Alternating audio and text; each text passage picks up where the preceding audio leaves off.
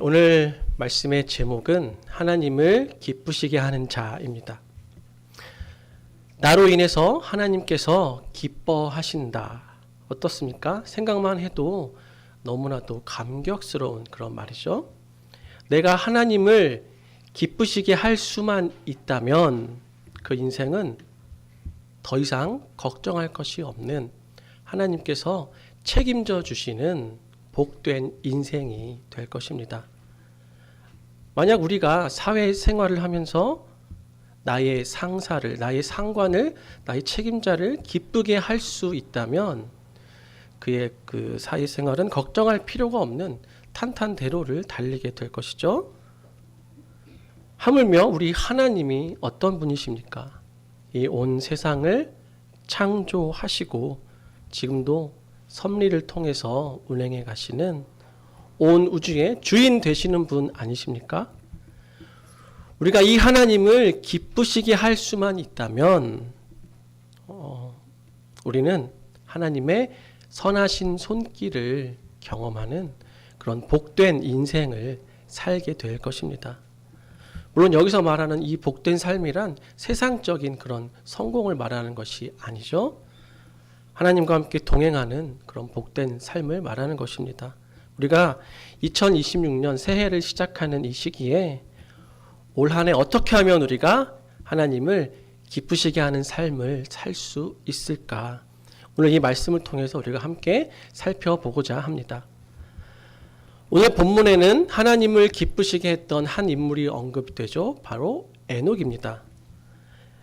에녹은 하나님을 기쁘시게 했던 결과로 그는 죽음을 보지 않고 하늘로 옮겨지게 된 것이죠.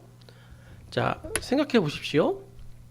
죽음을 겪지 않는다는 것은 이 세상에서는 있을 수가 없는 너무도 놀라운 일이 아닐 수 없습니다. 성경에서도 에녹과 엘리야 단 두 사람만이 경험할 수 있었던 놀라운 축복이었던 것이죠. 그럼 에녹은 어떻게 이런 놀라운 축복을 받게 되었을까? 오늘 본문 5절에서는 이렇게 말합니다. 믿음으로 에녹은 죽음을 보지 않고 옮겨졌으니. 믿음으로 에녹은 죽음을 보지 않았다. 그가 가진 믿음 때문이라는 것입니다. 그리고 5절 마지막 부분에서는 이렇게 말하죠.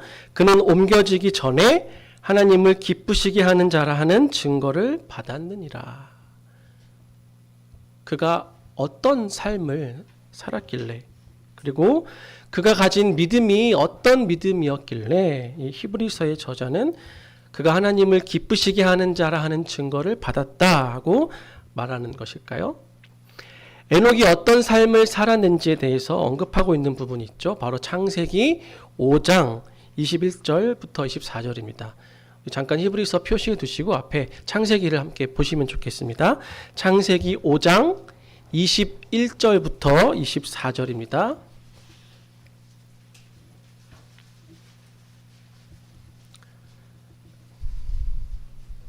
창세기 5장 21절에서 24절 우리 찾으셨으면 한 목소리로 읽겠습니다. 시작.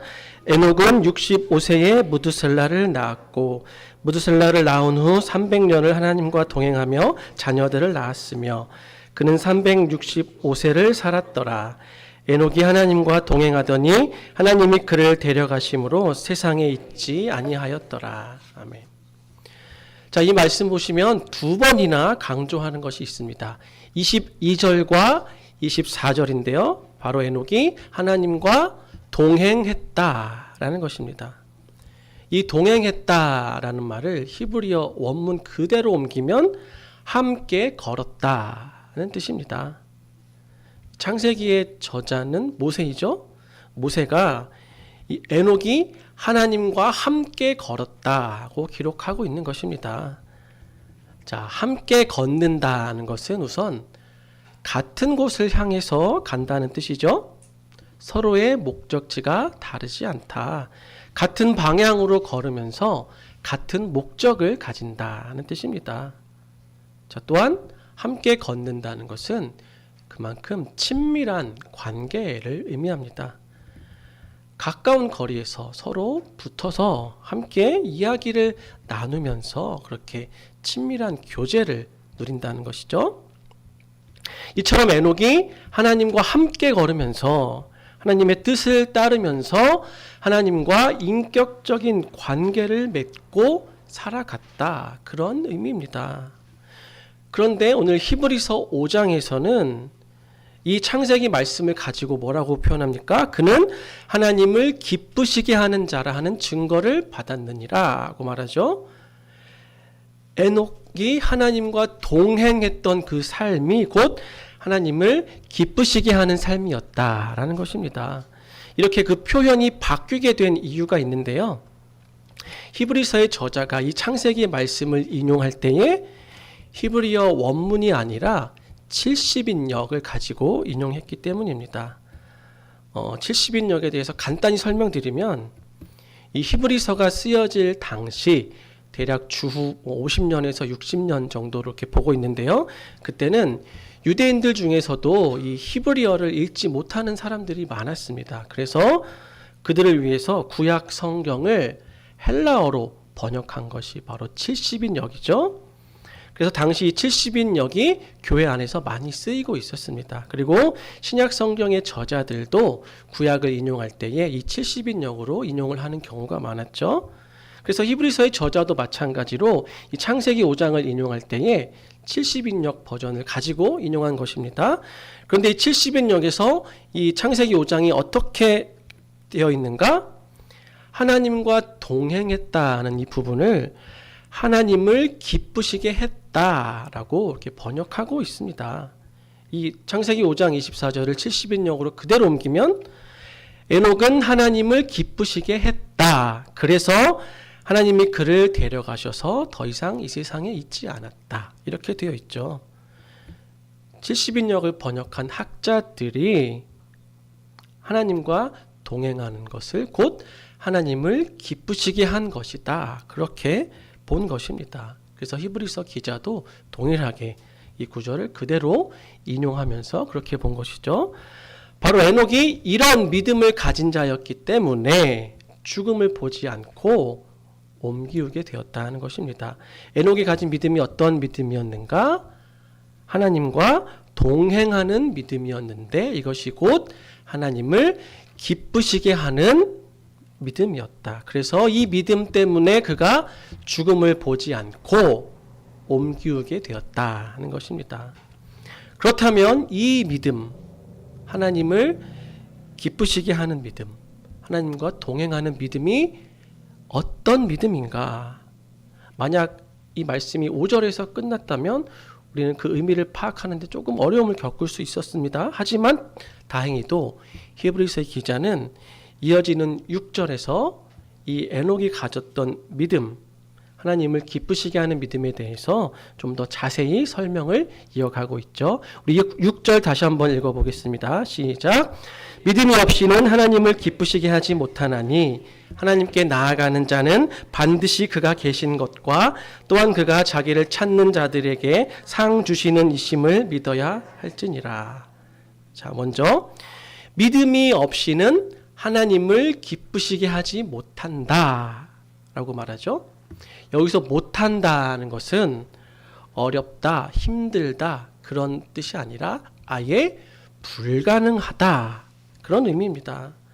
믿음이 없이는 하나님을 기쁘시게 하는 일은 결코 있을 수 없다는 것이죠. 우리에게 믿음이 없다면 우리가 무슨 일을 하든지 절대로 하나님을 기쁘시게 할 수 없다는 뜻입니다. 그저 우리가 종교적인 의무를 다하는 것, 예를 들어서 예배와 모임에 열심히 참석하고 봉사를 열심히 하고 헌금을 많이 하고 모든 교회 일에 열심을 낸다고 할지라도 그 안에 믿음이 없다면 하나님을 기쁘시게 할 수 없다. 그 모든 일이 헛된 일이 된다는 것입니다. 또한 이것은 교회에서의 삶에만 적용되는 것이 아니죠. 우리의 모든 삶에 적용되는 것입니다.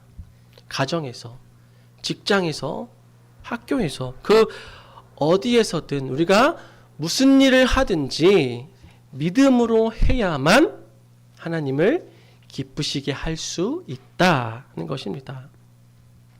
그렇다면 이 믿음은 어떤 믿음인가? 무엇을 믿는 믿음인가? 이에 대해서 히브리서 기자는 6절 하반절에서 이렇게 말하고 있죠.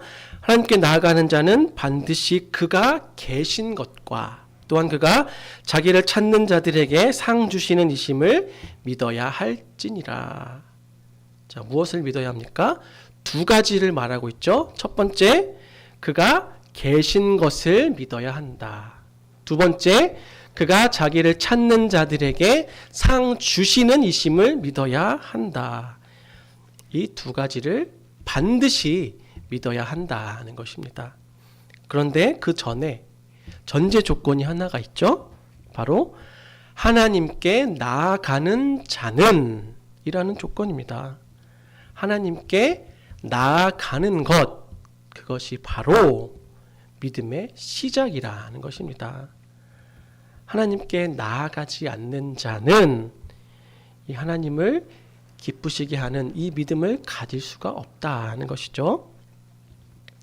물론 믿음이 없는 자는 하나님께 나아가지도 않을 것입니다. 하나님께 나아가는 자만이 이 두 가지의 믿음을 가지는 그런 전제 조건이 된다는 것이죠. 그렇다면 하나님께 나아간다는 것은 무엇입니까? 다른 말로 하면은 하나님을 찾는다는 것입니다. 좁은 의미에서는 지금처럼 우리가 예배로 또는 기도회 같은 모임으로 하나님께 나아가는 것, 이것이 하나님께 나아가는 것이죠. 좀 더 넓은 의미에서는 우리 삶의 모든 순간마다 하나님을 찾으며 하나님의 도우심을 구하며 하나님의 인도하심을 구하는 것, 이것이 바로 하나님께 나아가는 그런 삶인 것입니다. 우리가 왜 하나님을 찾게 됩니까? 어떨 때 하나님을 찾게 됩니까? 내 힘으로는 안 된다는 것을 깨달을 때에, 어디로 가야 할지 알지 못해서 하나님의 인도하심이 필요할 때에, 그리고 내 삶이 나의 것이 아니라 하나님께 속한 것임을 깨닫게 될 때에, 그때 우리는 하나님을 찾게 되는 것입니다. 반대로 내 삶은 나의 것이고 내가 계획해서 내 뜻으로, 내 뜻대로, 내 힘으로 살 수 있다고 믿는 자들은 하나님을 찾을 이유가 없는 것이죠. 그렇기 때문에 이 하나님을 찾는 것이 바로 우리의 믿음의 시작이 되는 것입니다. 나 혼자서는, 내 힘으로는 살아갈 수 없음을 고백하고 하나님과 함께 동행하는 것만이 내가 살 길임을 깨달으면서 하나님을 찾고 하나님께 나아가는 것, 바로 이것이 하나님을 기쁘시게 하는 믿음의 시작인 것입니다. 이렇게 하나님을 찾으며 나아가는 자들이 믿어야 하는 것이 두 가지가 있다고 했죠. 첫 번째, 하나님이 계신 것을 믿어야 합니다. 하나님은 우리 눈에 보이지 않죠. 이 보이지 않는 하나님을 보이는 것으로, 실제로 존재하시는 분으로 믿는 그 믿음을 말하는 것입니다. 그렇다면 이 믿음은 신자라면 다 가지고 있는 믿음 아닌가? 이것이 뭐가 그렇게 대단한 믿음인가? 이렇게 말할 수 있죠. 자, 6절 말씀도 그렇습니다. 아까 말씀드린 것처럼 하나님께 나아가는 자는 하나님이 계신 것을 믿으니까 그 하나님 앞에 나아가는 것 아니겠습니까? 그런데 하나님이 계신 것을 믿어라 하고 말하는 것은 뭔가 앞뒤가 맞지 않는 것 같죠? 그렇다면 우리가 여기서 알 수 있는 것이 무엇이냐?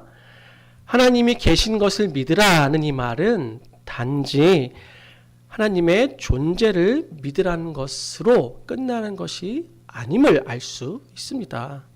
이 말은 단순히 하나님의 존재를 믿는 것을 말하는 것이 아니라 그 하나님이 어떤 분이신지를 믿는 것까지 포함하는 그런 말입니다. 오직 하나님 한 분만이 이 세상에 존재하는 유일하시고 참되신 하나님, 온 세상의 창조주이시요 주관자이시며 종말의 심판자 되시는 그 하나님이심을 믿으라는 것입니다. 이것이 바로 보이지 않는 하나님을 보이는 것처럼 믿는 그 믿음인 것입니다. 눈에 보이지는 않지만 분명히 존재하고 계심을 믿는 것이 바로 하나님의 초월성과 전능하심을 믿는 믿음인 것입니다. 하나님은 출애굽기에서 자기 자신을 이렇게 소개하셨죠. 나는 스스로 있는 자니라. 이 말을 다르게 번역하면 나는 곧 나다 이렇게 번역할 수 있습니다.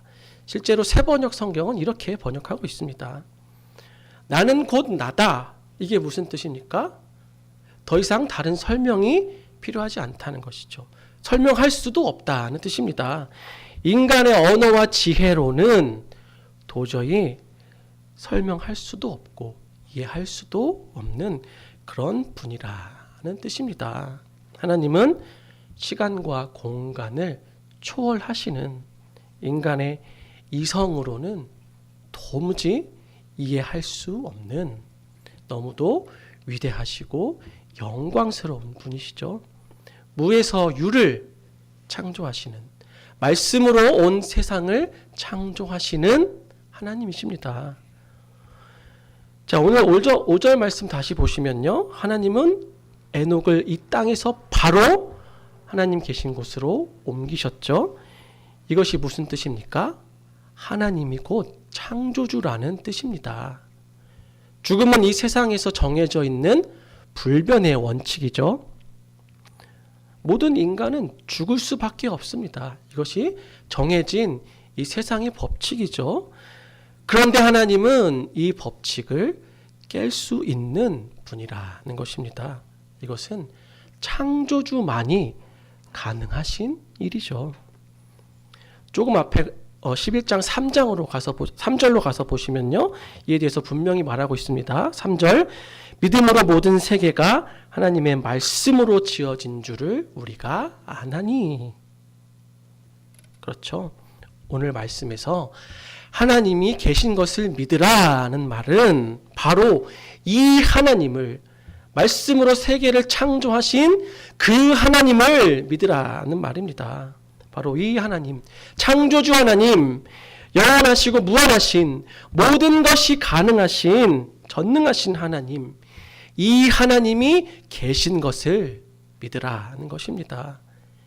이것이 히브리서 기자가 말하는 하나님을 기쁘시게 하는 첫 번째 믿음인 것입니다. 자, 두 번째, 우리는 그가 자기를 찾는 자들에게 상 주시는 이심을 믿어야 합니다. 하나님은 우리에게 상을 주시는 분이십니다. 성경이 이것을 우리에게 분명하게 말하고 있죠. 그 대표적인 것이 바로 하나님께서 우리와 맺으신 언약입니다. 언약이 무엇입니까? 언약을 간략하게 표현하자면 너희가 내 말을, 내 계명을 잘 들으면 내가 너희에게 나의 자비를, 인자를 베풀어 주겠다. 이것이 바로 하나님께서 우리와 맺으신 언약입니다. 자, 이것을 다른 말로 표현하면 오늘 말씀이죠. 너희가 나를 찾으면 내가 너희에게 상을 주겠다. 이렇게 바꿔서 말할 수 있는 것입니다. 만약에 우리가 조금 전에 말했던 그 첫 번째 믿음, 하나님이 계신다는, 그 전능하신 창조주 하나님이 계신다는 그 믿음을 가지고 있다고 해도 만약에 그 하나님이 나랑 아무 상관이 없는 분이라면, 나에게 관심이 없는 분이라면 우리가 가진 그 첫 번째 믿음은 아무런 쓸모도 없는 헛된 믿음이 될 뿐입니다.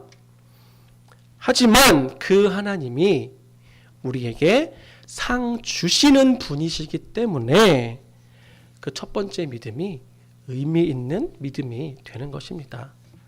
하나님은 우리와 언약을 맺으시고 그 언약을 통해서 우리와 관계를 맺으셨습니다.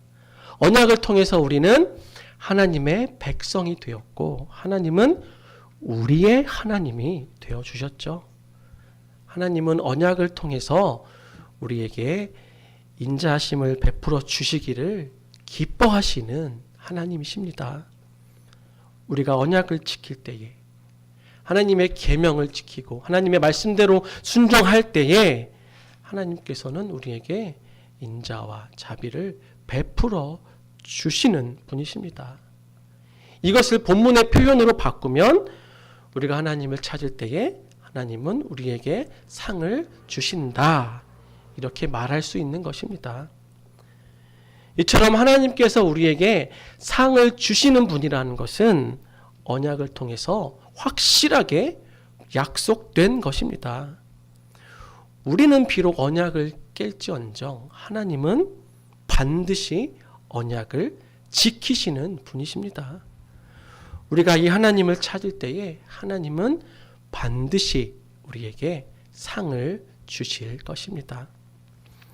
우리가 믿음을 가지고 그에게 나아오기만 하면 우리에게 상을 주시려고 지금도 우리를 기다리고 계시는 분이십니다. 하나님은 은혜가 풍성하신 하나님이시죠. 인색하거나 아끼시는 분이 아니라 은혜를 부어주시기를 기뻐하시는 하나님이십니다.